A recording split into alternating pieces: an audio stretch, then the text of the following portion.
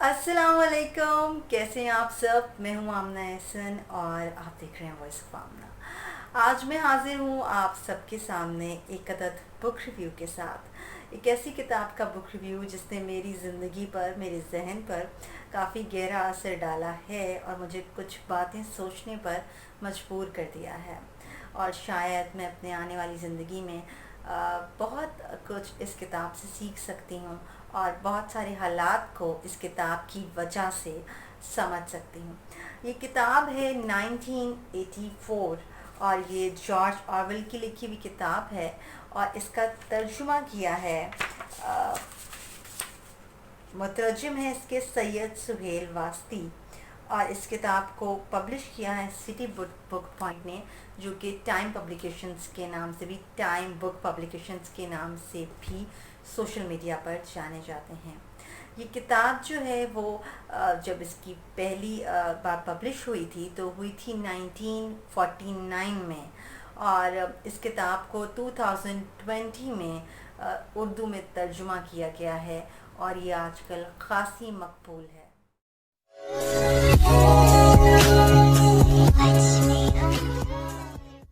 अच्छा जी, सबसे पहले हम बात कर लेते हैं जॉर्ज ऑरवेल के बारे में, जो कि इस किताब के लिखारी हैं। अच्छा, सबसे इंटरेस्टिंग बात यह है कि जॉर्ज ऑरवेल जो है वो इनका असली नाम नहीं था, बल्कि ये इनका पेन नेम यानी कलमी नाम था, और उनका असल नाम था एरिक आर्थर ब्लेयर। और उन्होंने जो है वो 1903 में, 25 जून 1903 में इस दुनिया में आँख खोली, और वो 1950 में इस दुनिया से चले गए थे, जून 1950 में। और 1949 में उन्होंने ये किताब 1984 लिखी थी, जो कि उनकी सबसे मशहूर, सबसे मारूफ और सबसे आखिरी किताब भी समझी और मानी जाती है। जब भी आलमी अदब को पढ़ा है, चाहे वो उनकी अपनी ज़बान में पढ़ा हो या उनके तराजिम पढ़े हों, मैंने इस बात को बहुत शिद्दत से महसूस किया कि उनके नावल्स में, अफसानों में, कहानियों में जंगों की कहानियाँ, जंगों के हालात, पॉलिटिक्स, मज़ाहिब को के बारे में लिखा जाता है। उनको कहानी का, अफसानों का, नावल्स का रूप दिया जाता है और लोगों को कुछ समझाने के लिए, कुछ पैगाम देने के लिए अदब का इस्तेमाल किया जाता है। जबकि मैं बरसगीर पाक व हिंद में, स्पेशली पाकिस्तान में, इस चीज़ की बेहद कमी देखती हूँ कि हम पॉलिटिक्स में कुछ ख़ास बातें समझाने के लिए, मज़हब में कुछ बातें समझाने के लिए, अपनी हिस्ट्री को समझाने के लिए बिल्कुल भी अदब का इस्तेमाल नहीं करते हैं। हमारा अदब मुझे ज़मीन से जुड़ा हुआ महसूस नहीं होता।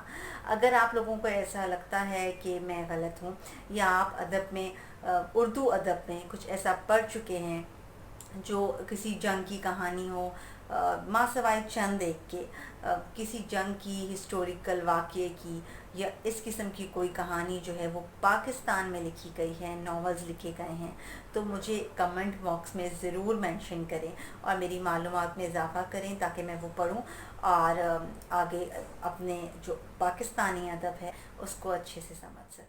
जी, तो अब चलते हैं इस कहानी के प्लाट की तरफ। इस कहानी को जो सबसे यूनिक एक चीज़ बनाती है वो ये है कि ये कहानी एक इमेजिनरी वर्ल्ड पे बनाई गई है। यानी ये पूरी कहानी एक सोच है। यानी जो जॉर्ज ऑरवेल साहब हैं, उन्होंने एक इमेजिनरी वर्ल्ड, एक ख़यालों की दुनिया कायम की है। उन्होंने 1949 में ये सोचा कि 1984 में हम कहाँ खड़े हुए होंगे और हमारा माशरा कहाँ पहुँचा हुआ होगा, हमारी सियासी हालात कैसे होंगे, हम कहाँ खड़े होंगे, किस नहज पे होंगी, हमारी ज़िंदगियाँ कैसी होंगी।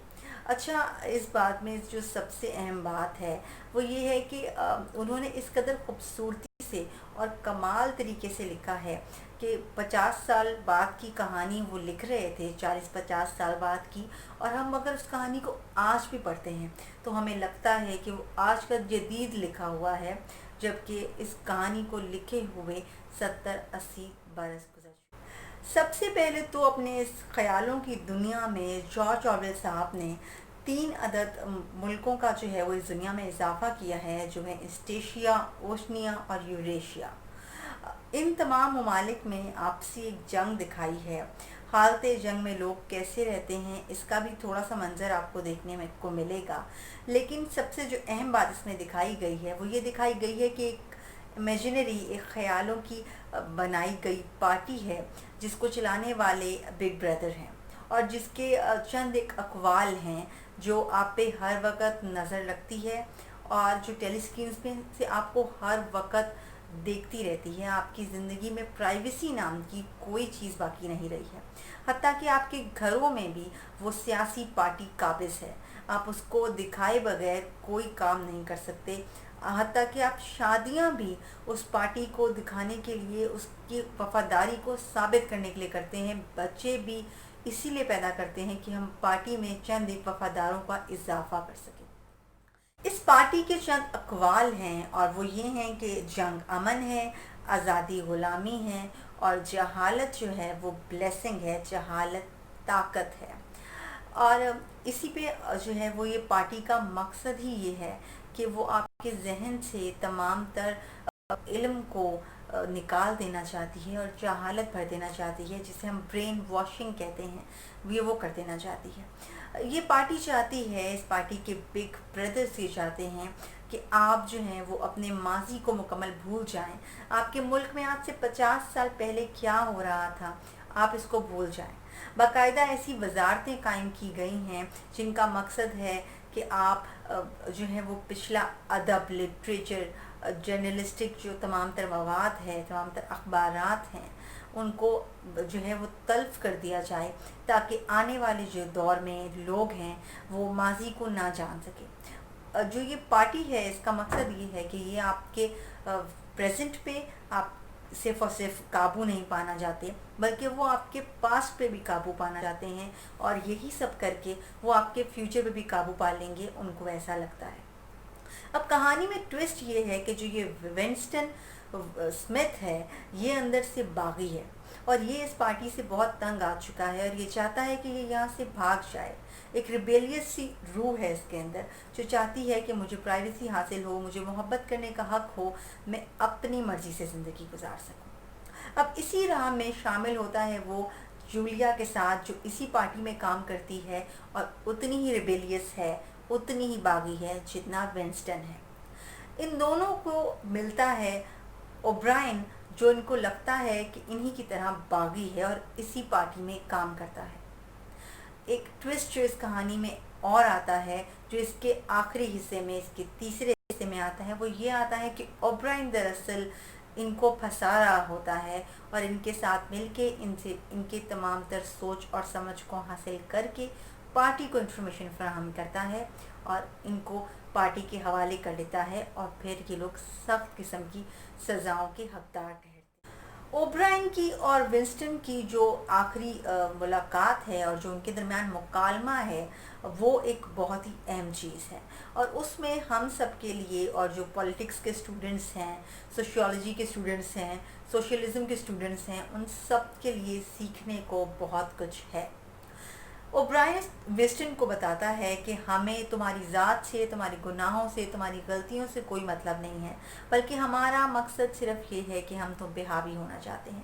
ہم اپنے ارد گرد بہت سارے ممالک میں، ایون جب پاکستان میں بھی دیکھتے ہیں، تو ہم یہی دیکھتے ہیں کہ ہمارے مسائل، ہماری مشکلات، ہماری زندگی سے حکمرانوں کو کوئی خاص اہمیت جو ہے وہ ان کی زندگی میں نہیں ہے، بلکہ انہیں ہم پہ حاوی ہونا، ان کے لیے طاقتور ہونا جو ہے وہ سب سے اہم ہے، اور ہماری زندگیاں جو ہیں وہ کیڑے مکوڑوں سے زیادہ اہمیت نہیں رکھتی انفارچونیٹلی۔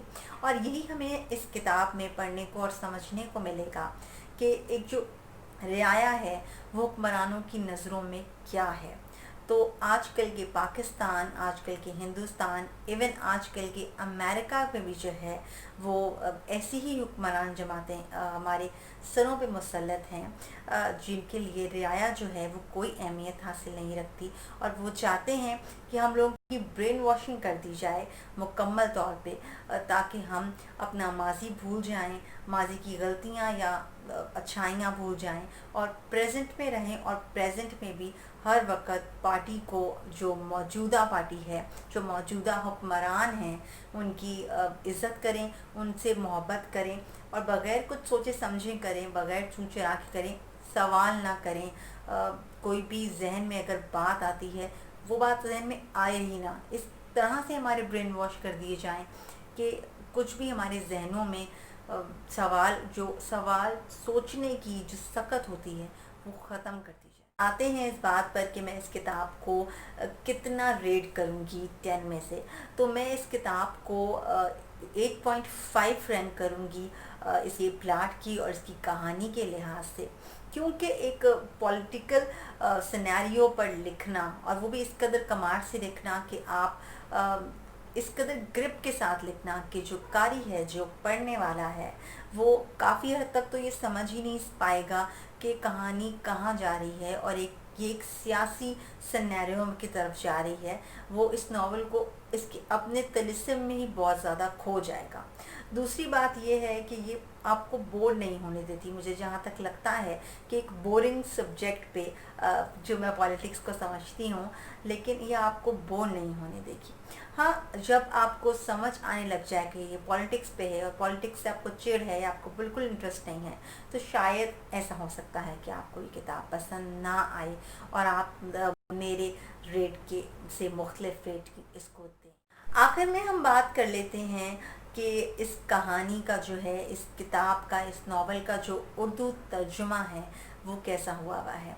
हुमायूं वास्ती साहब जो हैं, उन्होंने इस कहानी में तर्जुमे के साथ मुकम्मल इंसाफ करने की कोशिश की है। वैसे कुछ रीडिंग प्रूफ की गलतियाँ इसमें हैं, हर किताब में होती हैं और बेपनाह कोशिश के बावजूद रह जाती हैं, लेकिन जहाँ तक हम तर्जुमे की बात करते हैं, वो मुझे ऐसा लगता है कि मुस्तनसिर हुसैन तारड़ ने इस पर बहुत ही खूबसूरत एक जुमला कहा हुआ है कि तर्जुमा करना ऐसा है किसी भी ज़बान का कि जैसे आप एक बोतल से किसी चीज़ को दूसरी बोतल में उंडेलें और वो बड़ा ही मेहनत तलब काम है कि नीचे कुछ भी ना गिरे। तो मुझे लगता है कि हुमायूं साहब जो हैं, वो इस कहानी की जो प्लाट है, इस कहानी का जो मकसद है, उसको उर्दू ज़बान में ढालने पे कामयाब रहे हैं। मुख्तसर ये कि ये नावल अपने प्लाट के लिहाज से, अपनी तमाम तर हकीकतों के लिहाज से एक इमेजिनरी वर्ल्ड पे कायम होने के बावजूद हकीकत पर मबनी लगता है, और आज का जो हमारा वक्त है उसमें बहुत ज़्यादा हमें स्पेशली हकीकत से करीब तर लगता है। तो स्पेशली वो अफराद जो पॉलिटिक्स से, सियासत से ख़ास किस्म की दिलचस्पी रखते हैं, उनके लिए ये नावल मस्ट रीड है। और अगर आप पाकिस्तान के या बरसगीर पाक व हिंद के आजकल के हालात को समझना चाहते हैं और कुछ मकासद जो आपको इर्द गिर्द नज़र आते हैं उनको समझना चाहते हैं, तो इस किताब को पढ़ना ज़रूरी है। आज के लिए इतना ही। ये बुक रिव्यू आपको कैसा लगा? आप ये किताब पढ़ चुके हैं या नहीं? इस किताब पर आपकी क्या राय है, ये जानने का मैं इंतज़ार करूँगी। कमेंट बॉक्स में मुझे ज़रूर बताएं। अल्लाह हाफ़िज़।